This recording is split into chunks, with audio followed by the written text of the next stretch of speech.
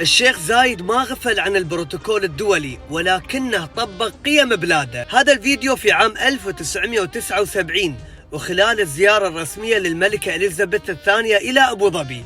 نشوف في الفيديو أن المغفور له بإذن الله الشيخ زايد بن سلطان آل نهيان رحمه الله ما وقف أثناء مراسم الاستقبال. البعض أساء الفهم، لكن الحقيقة أن هذا الموقف أكبر وأعمق من الصورة. الشيخ زايد ما تجاهل البروتوكول الدولي ولا مقام ضيفته، لكنه طبق بروتوكول الدولة وسيادتها المستمد من تقاليد عربية بدوية عريقة. هذا هو والدنا، يحترم الجميع دون أن يتنازل عن كرامة وطنه، يفتح قلبه للعالم ويبقى قرار بلاده مرفوع الرأس. زايد مدرسة وورثها لأبنائه، ومنهم سيدي صاحب السمو الشيخ محمد بن زايد آل نهيان اللي جمع بين الحزم والإنسانية وبين التواضع وهيبة القرار. بهذه الطريقة تبنى الدول وتصان الهيبة من زايد إلى أبنائه.